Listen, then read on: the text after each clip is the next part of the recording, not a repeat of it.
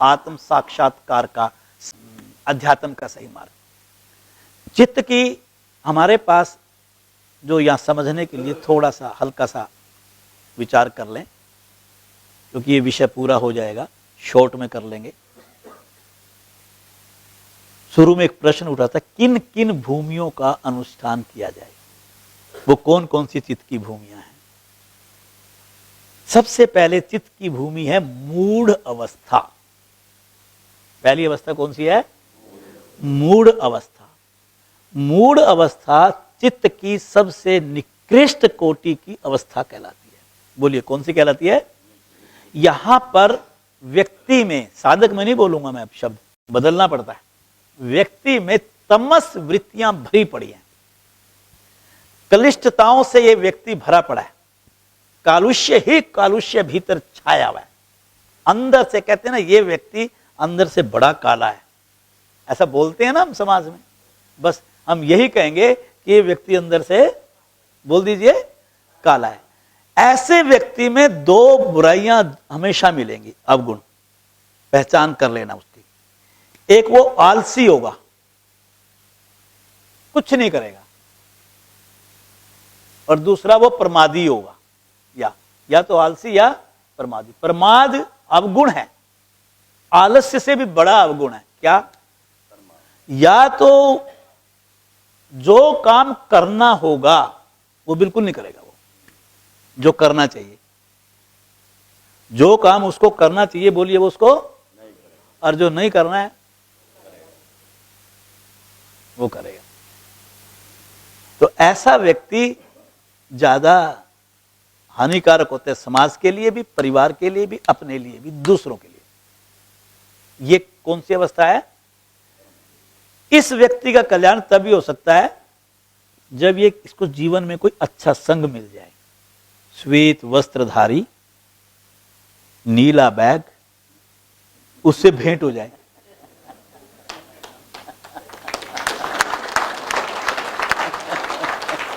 देखो आप कितने ज्ञानी हो ना, मेरा इशारा समझते हो, मैंने कुछ बोला तो नहीं था ना, पर ये सच्चाई है।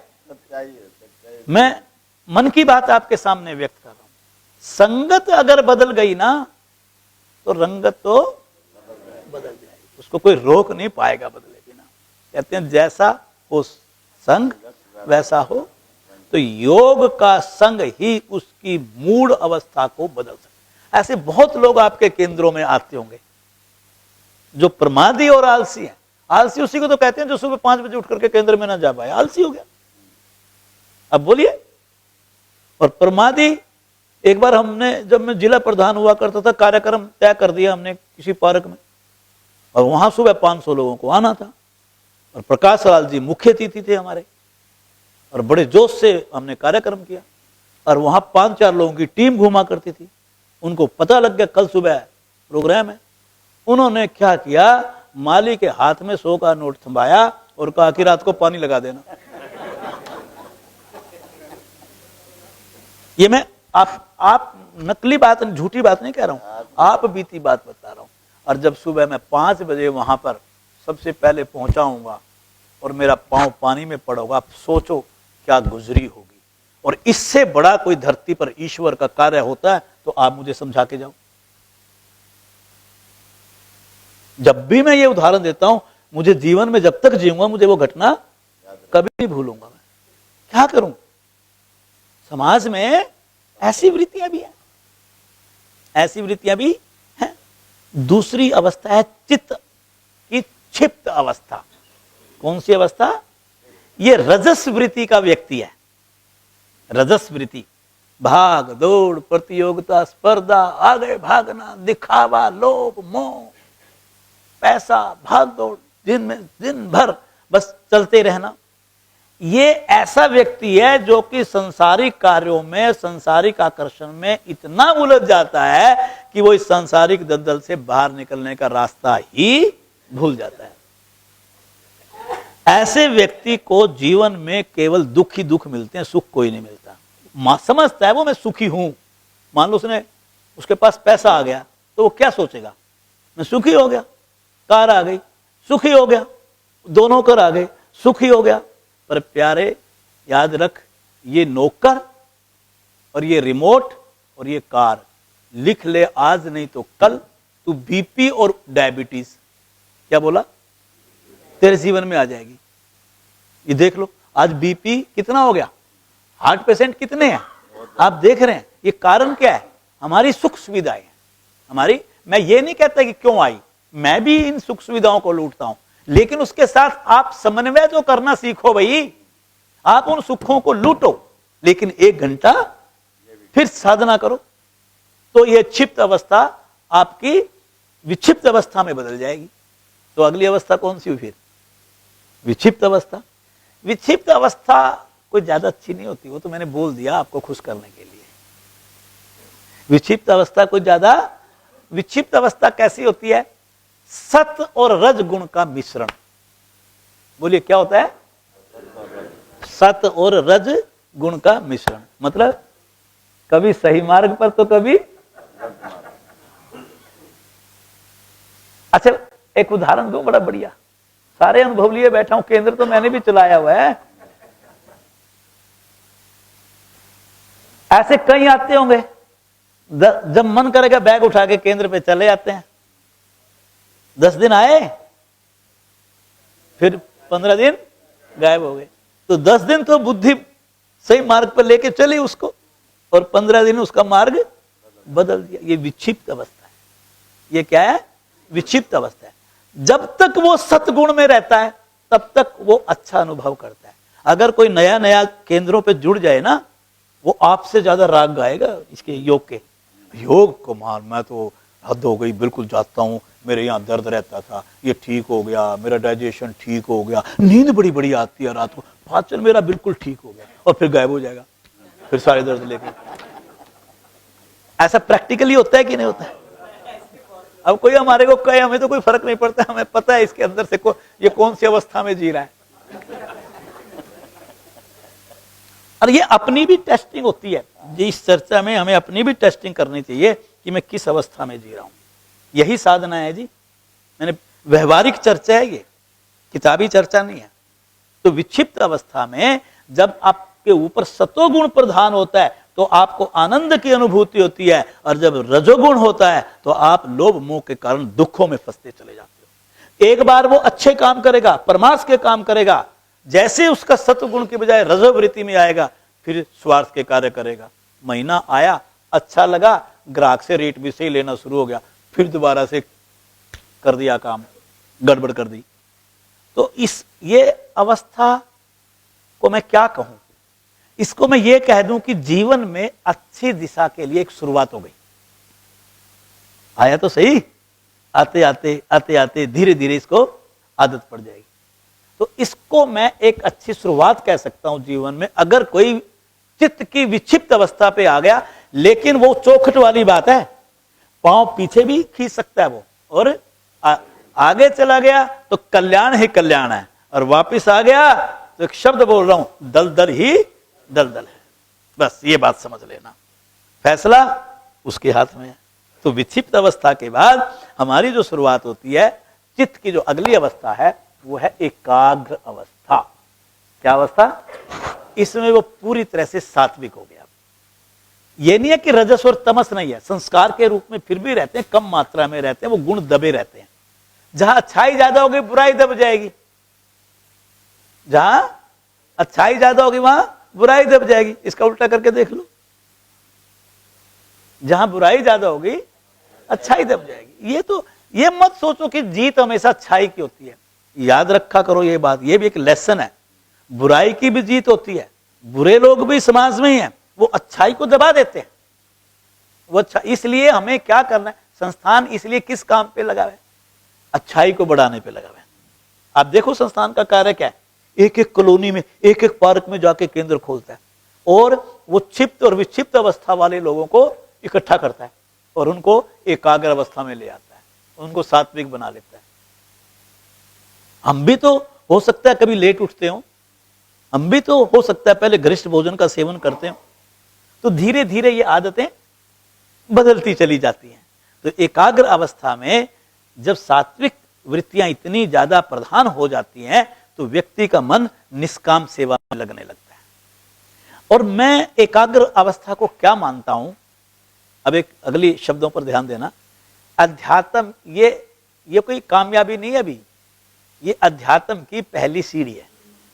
देखिए क्या बोल दिया, यहां से अध्यात्म शुरू होता है जहां आप सत्ववृत्ति के हो गए, जहां आपके अंदर सात्विकता की प्रधानता हो गई, वहां से आप अध्यात्म के मार्ग पर चलने शुरू कर दिया आपने। अब आप अगर इस मार्ग पर चलते रहोगे तो आपकी चित्त की शुद्धि होती रहेगी, और जैसे जैसे इसमें निरंतरता और नियमितता बढ़ती रहेगी, आपके चित्त से तम और रज वृत्तियों का शोधन तो होगा ही होगा, चित्त आपका शुद्ध और निर्मल बन जाएगा।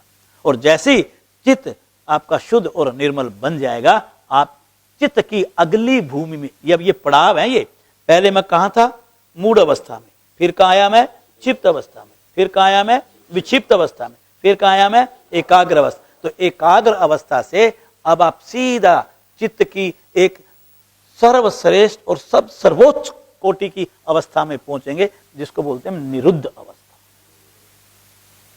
बोलिए कौन सी अवस्था, निरुद्ध अवस्था। निरुद्ध अवस्था वह अवस्था होती है जिसमें चित्त की सभी वृत्तियों का, बोलो, शोधन हो चुका है। लेकिन यहां पर भी फिर एक बात बोलूंगा, वृत्तियों का शोधन हो जाता है, सात्विक वृत्तियों का भी शोधन हो जाता है, लेकिन उनके संस्कार पड़े रहते हैं आपके भीतर। क्या पड़े रहते हैं, संस्कार पड़े रहते हैं।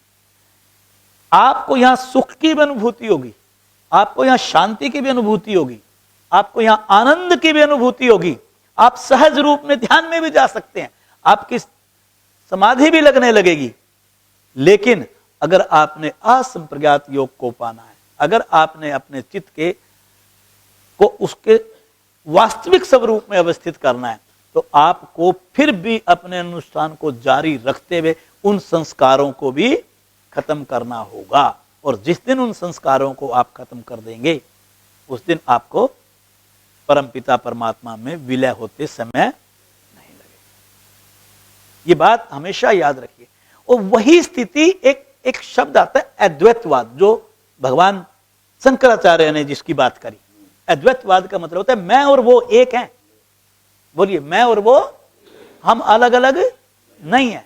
लेकिन इसको कैसे समझेंगे, इस मार्ग पर चल करके। आप हम कहते हैं कि जो कुछ भी आप इस सृष्टि में आप देख रहे हैं, चारों तरफ इस ब्रह्मांड में आप देख पा रहे हैं, जो पदार्थ हैं ये सब परिवर्तनशील है, कुछ भी सत्य नहीं है। अगर कोई सत्य है तो इसके पीछे छिपा हुआ शुद्ध चैतन्य सत्य है, ब्रह्मा। ब्रह्मा जिसकी अपनी एक अनादि शक्ति है, उस शक्ति का नाम है माया। क्या है, माया। और ब्रह्मा ने अपनी इस अनादि शक्ति की मदद से ये सब कुछ रच दिया। जैसे ही ब्रह्मा अपनी अनादि शक्ति माया के साथ संबंध बनाता है, उसका नाम है ईश्वर। क्या है, ईश्वर। और जब ईश्वर के साथ अविद्या जुड़ जाती है, बड़ा एक गहरे शब्द है, सुनना। जब ईश्वर के साथ बोलो तो वो जीव कहलाता है। क्या कहलाता है? और जब हमारे ऊपर यह ज्ञानता का पर्दा पूरा ढक जाता है, फिर मैं अपने आप को कर्ता मान बैठता हूं, मैं अपने आप को भोक्ता मान बैठता हूं, मैं अपने आप को ये शरीर मानता हूं, मैं इंद्रियां मानता हूं, मैं मन मानता हूं, मैं चित्त मानता हूं, मैं अहंकार मानता हूं, और मैं अपने असली स्वरूप उस परम पिता परमात्मा को भूल जाता हूं। जब मैं योग के मार्ग पर चलता हूं, जब मैं, बोलिए, तो ये अज्ञानता रूपी पर्दा धीरे धीरे, और जब अज्ञानता रूपी पर्दा हट जाता है तो मेरे अंदर कर्ता और भोक्ता का भाव भी खत्म हो जाता है। मैं शरीर मन बुद्धि अहंकार चित्त हूं, ये भाव भी, तो फिर मुझे समझ में आ जाता है, क्या मैं तो आत्मा हूं, मैं ही परमात्मा हूं। और अद्वैतवाद क्या है? यही तो है। वो आपको निर्वाण षटकम के अंदर जो सुनाया था 6 सूत्र, वो यही तो है। मैं ये सब कुछ नहीं हूं, मैं क्या हूं? शुद्ध चित्त आनंद शिव स्वरूप, स्वयं परम पिता परमात्मा हूं। इसके लिए मुझे अपनी वृत्तियों का शोधन करना होगा। एक 2 मिनट का मेरा मन है, एक दृष्टांत सुन ले वृत्तियों के ऊपर, तो फिर थोड़ा अभ्यास करेंगे। एक बार राम तीरथ जी अपने 2 शिष्यों के साथ चले जा रहे थे। शिष्यों के मन में एक प्रश्न उठा कि गुरुजी आज अच्छे मूड में हैं। प्रश्न दाग दिया क्या? गुरुजी, दानव, मानव और देवता, इनमें क्या अंतर है? क्या पूछा? दानव, मानव और देवता, इनमें क्या अंतर है? अब गुरुजी मुस्कुराए और बोले चलो आपको जवाब देते हैं इसका। सामने 3 मजदूर काम कर रहे थे। अपना काम क्या कर रहे थे? पत्थर तोड़ रहे थे। मजदूर को जो काम मिलेगा वही करेगा। तो पहला मजदूर चेहरे से भी गुस्से में दिखाई दे रहा था और राम तीरथ जी तो हमेशा मुस्कुराते रहते थे। स्वामी राम तीरथ जी ने मुस्कुराते हुए पूछा कि वत्स क्या कर रहे हो? अब उसको वत्स कहां समझ में आना था, गुस्सा पूरा था, पत्थर तोड़ने पड़ रहे थे, गर्मी पड़ रही थी। सीधा एक ही गुस्से में बोला, कहते तू अंधा है, तू अंधा है, तुझे दिखाई नहीं देता मैं क्या कर रहा हूं? और उनको पता था राम तीरथ जी को कि मुझे जवाब ये मिलने वाला है। वो फिर मुस्कुरा दिए और वहां से चले और आगे दूसरा मजदूर तोड़ रहा था। तो उन्होंने बड़े प्यार से पूछा कि वत्स आप क्या कर रहे हो? तो उसने बड़ा साधारण जवाब दिया, गुरुजी मैं मजदूरी कर रहा हूं और पत्थर तोड़ रहा हूं। भाई क्यों तोड़ रहा है? कहते शाम को मुझे 200 रुपए मिलेंगे और मैं ये 200 रुपए लेकर के अनाज, आटा, दाल, साग सब्जी खरीद करके जाऊंगा। 3 मेरे बच्चे हैं, एक मेरी धर्मपत्नी है, एक मैं, 5 जने हम अपना आराम से अपना पेट गुजर करेंगे। मैं गुजर करता हूं। ठीक है। फिर चल दिए और फिर तीसरा मजदूर पत्थर तोड़ रहा था। उससे पूछा कि वत्स, वो देखा कि जो तीसरा मजदूर था वो गुनगुना रहा है, भजन गा रहा है ईश्वर के, प्रभु के और बड़ी मस्ती में, और पत्थर तोड़े जा रहा है और भगवान के भजन गाए जा रहा है बड़ी मस्ती में। तो राम तीरथ जी ने पूछा कि वत्स क्या कर रहे हो? जैसे देखा राम तीरथ जी सामने, सबसे पहले उन्होंने क्या किया? गुरुवार आपके दर्शन पा करके मैं धन्य हो गया। मैं क्या करने लायक हूं गुरुजी?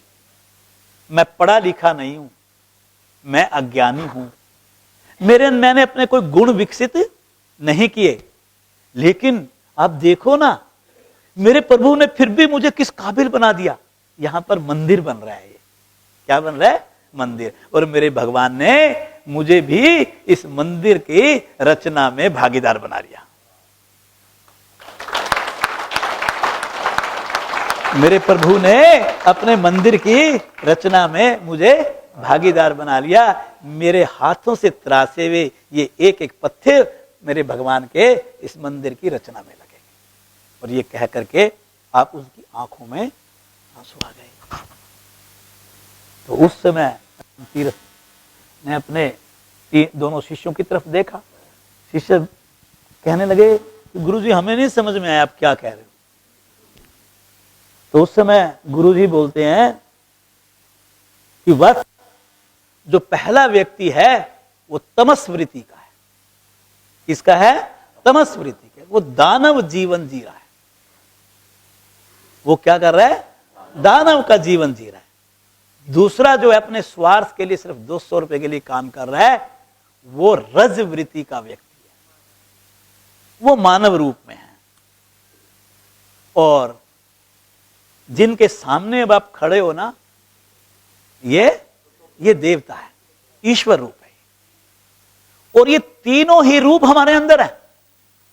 ये तीनों ही रूप, जिस भी वृत्ति को आप स्थान दोगे उसी रूप में आप प्रकट हो जाओगे।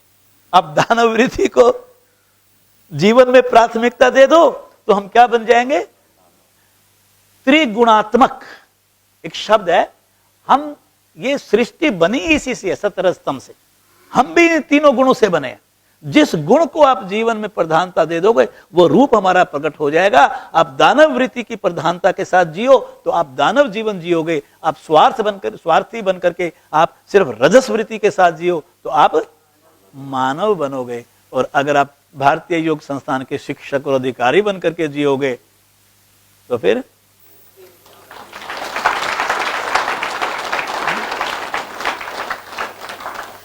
आप देवता के रूप में अपना जीवन जियोगे।